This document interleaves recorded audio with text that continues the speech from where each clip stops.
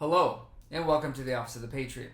If you are a returning viewer, welcome back, and thank you for your continued viewership. It is appreciated.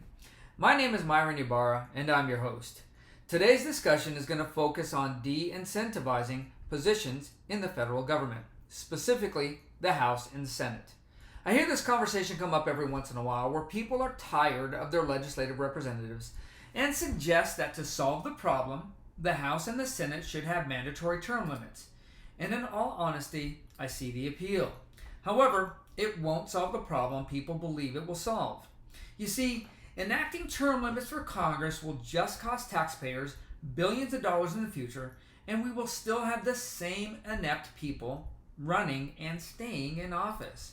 What will likely wind up happening is that at the end of a sitting politician's term, they will just run for another office within the federal or their state government.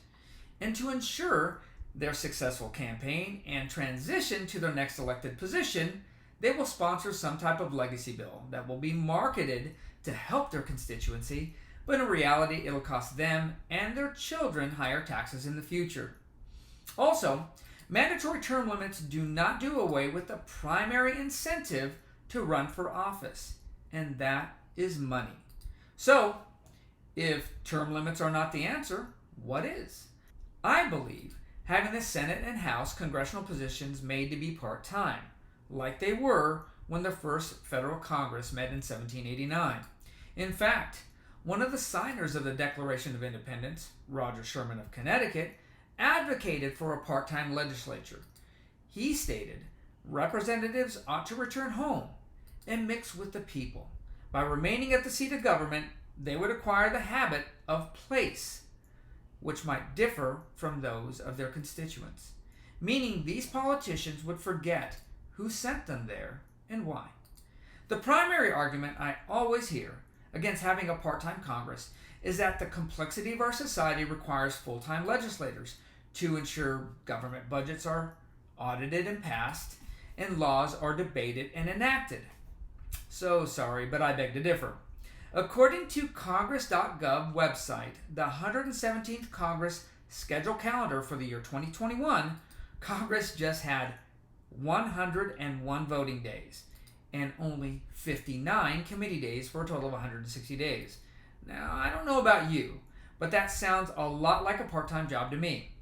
And with that part-time job, I would advocate for a commensurate part-time salary and benefit package.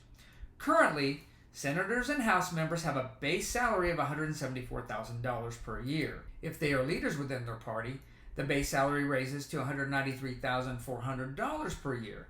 And this doesn't factor in the benefit package, which is pretty sizable. According to the Congressional Research Service publication, Congressional Salaries and Allowances Brief, our federally elected representative gets special tax adoptions for living expenses while they're away from their home state, even though their expenses are covered. But more on that later. Further, not only is their medical insurance covered, but while they are in Washington, D.C., they have access to emergency medical services by the Office of Attending Physicians, which is led by a medical officer from the United States Navy. Congressional members are also eligible to participate in federal employees' life insurance program, and all of these benefits transfer over to their retirement pension. And this is where things really get interesting. These politicians are eligible to collect a pension once they reach the age of 62 and have only 5 years in office. Otherwise, they can be eligible to retire at the age of 50, but must have 20 years of service. This is just their personal salary and benefit package. Congressional members also get a handsome staff and travel expense allowance as well. Each senator averages, get this, $3,738,775, while House representatives average $1,382,139. Just in the Senate, the annual staff and travel expense allowance average totals $373,877,500 for just 1 year. In the House, the cost to taxpayers is almost double at over $624 million. Looking at these numbers and benefits, you can see how going into politics can be a very lucrative career choice. This is not what our legislative branch was designed for. It was intended that our elected representatives act in the best interests of the people, not themselves. But this is not what's happening today.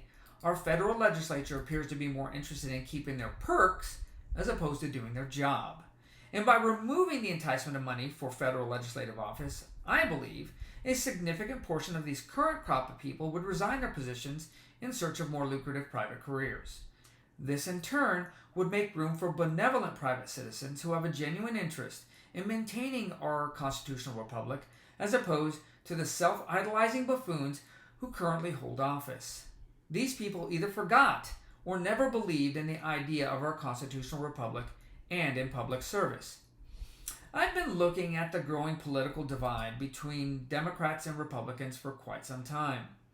I remember when both parties had more in common than they do in opposition. In my lifetime, both parties advocated for the rule of law. They advocated for the rights of the people, and they had national pride.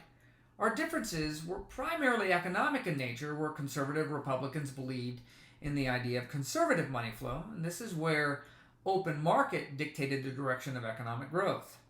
And this was in contrast to Democrats' position of Keynesian money flow, where they believed in government-guided direction of economic growth. Now, modern liberal Democrats have moved so far left that many of their new philosophies are taken from socialist and communist ideology and are in direct opposition to our founding principles. If we don't reset back to the ideals of our democratic republic, which includes de-incentivizing public office, I fear that one day our three branches of government will be a figurehead shell, overseen and controlled by a faceless, nameless ruler.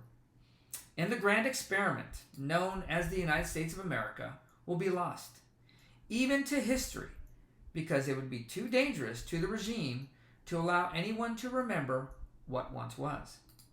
I'd like to thank you for tuning into today's episode. If you enjoyed the content, please consider watching some of my previous episodes, and take the time to subscribe, smash the like button, and share my channel on your social media. And as always, have a great day and stay safe out there.